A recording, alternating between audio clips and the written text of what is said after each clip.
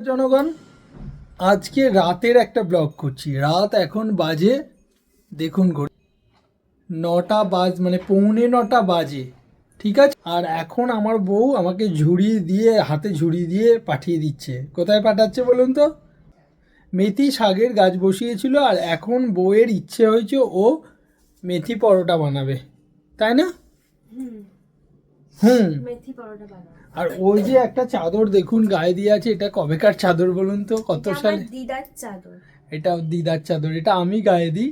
আর ওর একটা নতুন গায়ে দিচ্ছিল, ঠিক আছে। গত বছর আমি এটা গায়ে দিয়েছিলাম, তারপরে মা কি করলো, আমাকে একটা অন্য চাদর দিল। আর এটা আবার ও নতুনটা নিয়ে এটা আমায় দিয়ে দিয়েছিল, আবার দেখছি এটা নিয়েছে। মানে আমি কনফিউজ, আমি কোন চাদরটা আমার বলে কিছু নেই, সব কিছু আমার বইয়ের, ঠিক আছে।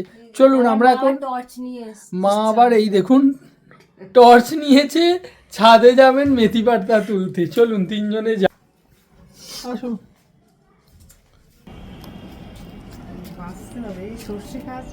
ও এই মেথি পাতা, ওইটা তো কি গাছ ছিল জানো? কোথায় মেথি পাতা? এখানে আছে যে ভেতরে ধরতে হবে তো, বললাম যে। ও বাবা, এই তো অনেক ঝামেলা। ঝামেলা না, তাহলে কি করেন, কিনেই আনতে হবে, নাহলে হবে না। আচ্ছা যা আছে তুলুন। কোনটা মেথি তাই তো বুঝতে পারছি। মেথি, একটু মেথি শাক।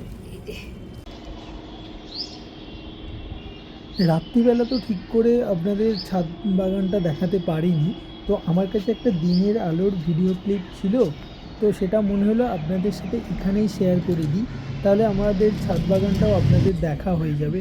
এই যে ছাদের মধ্যে বিভিন্ন রকম সবজি টুকটাক করে শীতের ফসল আমরা চাষ করে থাকি। এই যে ধনে পাতা, ধরুন পালং শাক, তারপরে সর্ষে শাক, মেথি শাক, আর এই সমস্ত বিভিন্ন রকম ফুলের সাথে শাক সবজিরও একটা চাষ করা হয়। এটা একটা মনে আলাদা আনন্দ এনে দেয়। তো এখানে দেখছেন পালং শাক হয়েছে, এখানে ধনে পাতা শাক হয়েছে, আর ওখানে আছে মেথি শাক, সর্ষে শাক, আর কিছু ফুলের গাছ, কিছু নয় বেশ অনেকগুলো ফুলের গাছ আছে। এগুলো যেমন শীতের ফুল, গাঁদা ফুল আছে, পিটুনিয়া আছে, আরও বিভিন্ন রকম ফুলের গাছ আছে। কোনো দিন সময় হলে সেগুলো আপনাদের দেখিয়ে দেবো, ঠিক আছে। এই গোলাপটা আমি পরশুদিন এনেছিলাম, সবে বসানো হয়েছে আজকে। আর এখানে মা ক্যাপসিকামের চাষ করেছিল, মানে ক্যাপসিকাম দানা দিয়ে, দেখুন কত বড় বড় ক্যাপসিকাম হয়েছে। এগুলো ওই বাজার থেকে এমনি আনা ক্যাপসিকামকে ছড়িয়ে দিয়েছিল, তারপরে এত সুন্দর হয়েছে। ও এগুলো দেখলে একটা আলাদা রকম আনন্দ লাগে। তো আমাদের ছাদ বাগানটাও আপনাদের সাথে শেয়ার করলাম, চন্দ্রমল্লিকা, বিভিন্ন রকম ফুল। তো আপনাদের কেমন লাগলো অবশ্যই কমেন্ট করে জানাবেন, আর ভালো লাগলে অবশ্যই কমেন্ট করে জানাবেন কেমন লাগলো। আর এই দেখুন পাখি উড়ে যাচ্ছে, মানে দারুণ পরিবেশ। পাতা তুলে নিয়ে চলে এসেছি, কিন্তু পরিমাণে এত কম ছিল যে আরও একটু মেথি পাতা কিনে আনতে হলো। সব কারণ পর্যাপ্ত অন্ধকারে দেখা যায়নি, ওর নাকি মেথি পাতা অনেকটা লাগবে।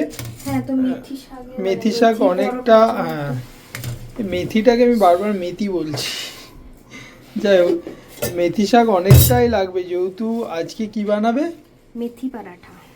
মেথি পরাঠা মানে মেথির বাংলা পরোটা, ঠিক আছে। এবারে ও পাতাগুলো, শাকগুলো কেটে নিক, কেটে নেওয়ার পর কি কি লাগছে আমরা সেটা আপনাদের সাথে শেয়ার করব।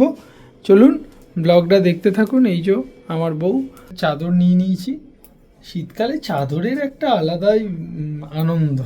হ্যাঁ, চাদরটা গায়ে দিলে বেশ একটা গুটি সুটিয়ে বসি বা কাজ করি, খুব ভালো লাগে। কে কে চাদর গায়ে দিতে ভালোবাসেন অবশ্যই কমেন্ট করে জানাবেন।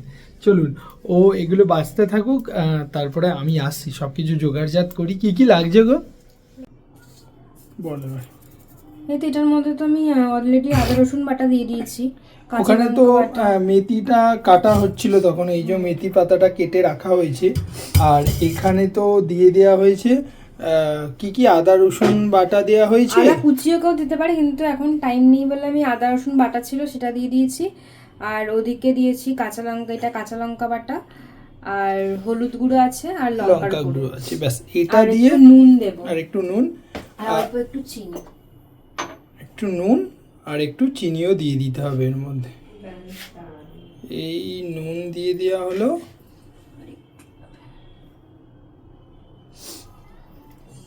আর একটু চিনি দেবো আর একটু আমচুর পাউডার দেবো।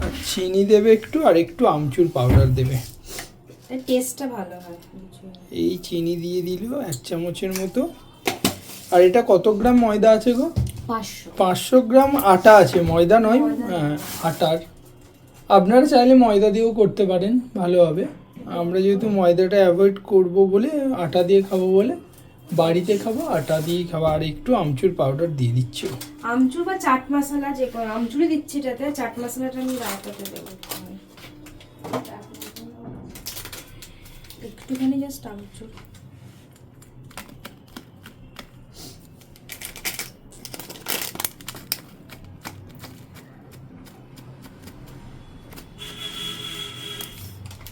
বেশি দিলে আবার টক হয়ে যাবে। বেশি দিলে আবার টক হয়ে যেতে পারে। টক দই দেবো, এগুলোকে আগে মেখে নিই।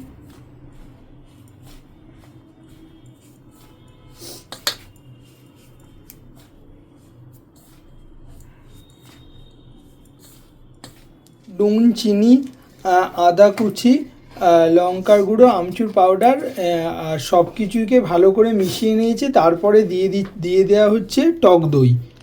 টক দইটা ওই মোটামুটি কত চামচ লাগছে গো? ওই 3-4 চামচ। ওই 3-4 চামচের মতো টক দই আটাটার সাথে মিশিয়ে দেওয়া হচ্ছে।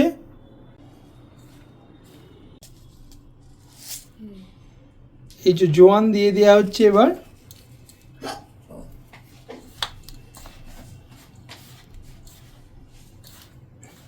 মেথি পাতাটা দিয়ে দেবো, তারপরে যতটা জল লাগবে।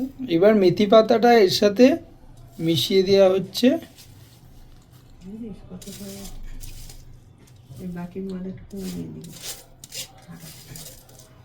500তেই তো এই আটাতেই তো হয়ে যাবে। হ্যাঁ, ওইটা দেখি উঠি 10-12টা রুটি করো, 12টা রুটি যথেষ্ট। এইবার এটা ভালো করে মেখে নিয়ে সব শেষে কিন্তু জলের পরিমাণটা, কারণ কি দই আর আমি আটাটা মেখে দেব, তার কারণ ওর হাতে আজকে একটু লেগেছে, ওর একটু অসুবিধা হচ্ছে। আর আমি আটা মাখতে পারি ভালোই।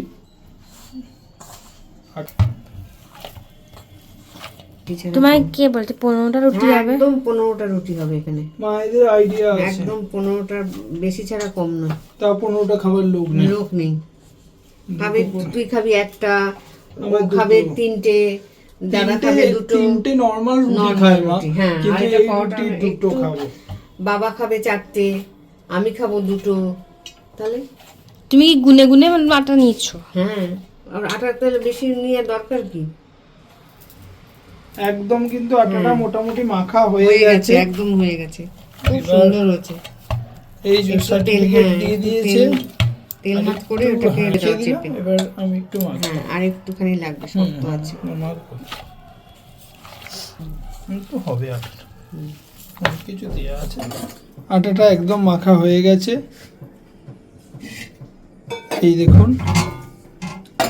মাকে যত বলছে যে মা আপনি চলে যান রান্নাঘর থেকে, মা সেই আসছি আটা মাখবো। কটা লেচি বেরিয়েছে?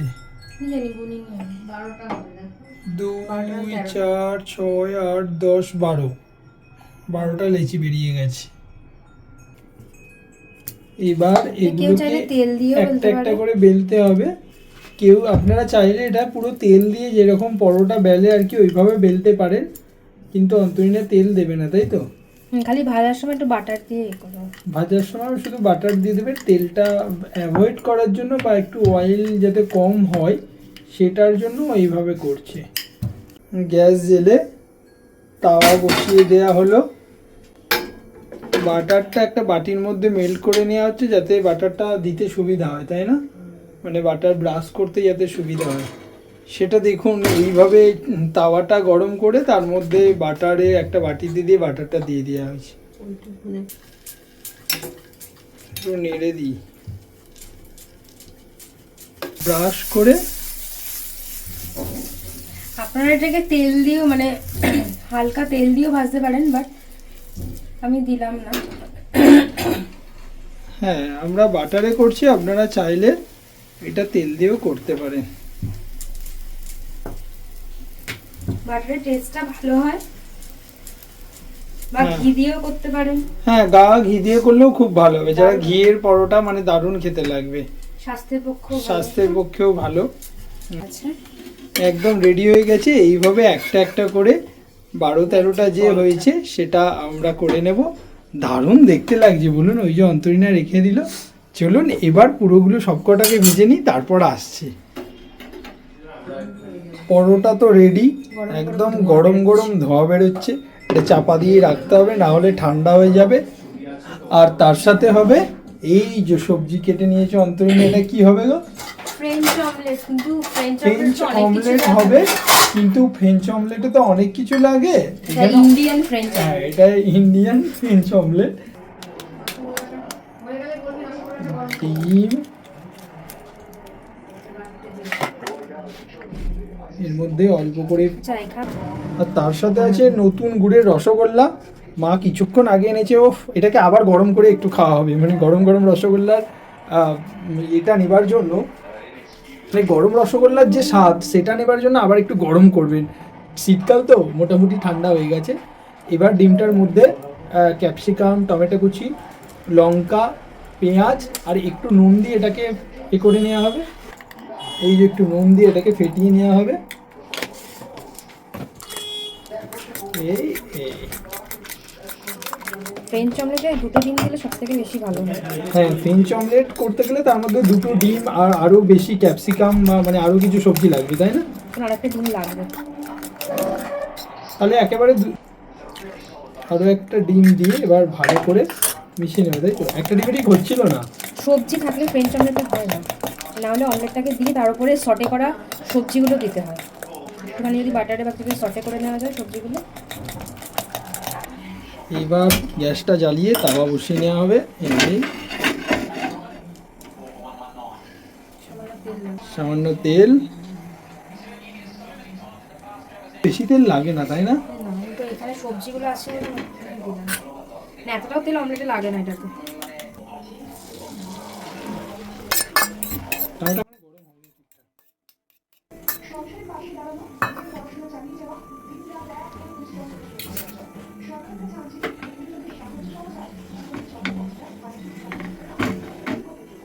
টাইম লাগবে, এটা একটু সময় লাগবে।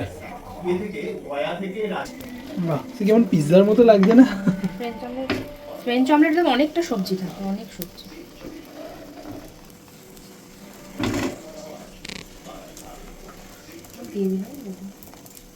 আর দরকার নেই।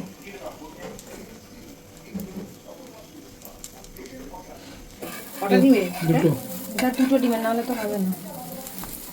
খুব সুন্দর হয়েছে, দারুণ দেখতে লাগছে। দারুণ লাগছে দেখতে একদম। ওটা হ্যাঁ, এবার থেকে দিও। ওই দিক থেকে আসবে। না বলে আমার ডায়েরি করছিল। সবই পারবে একটু সময়। বাহ, দেখতে কিন্তু দারুণ লাগছে। হ্যাঁ, খুব সুন্দর। এবার এটাকে বেশ কাট কাট করে আর একটু সস দিয়ে যদি পরিবেশন করা যায়, মানে হ্যাঁ, আমি কথাই বলছি, দু পিস দারুণ লাগছে কিন্তু, দেখুন দারুণ। তেল কম, পেঁয়াজ বেশি আর সবজি বেশি, মানে আলাদা আলাদা রিকোয়ারমেন্ট। আলাদা আলাদা রিকোয়ারমেন্ট। আমার একটা ডিম আর তেল কম, পেঁয়াজ বেশি, সবজি থাকবে মোটামুটি, ঠিক আছে?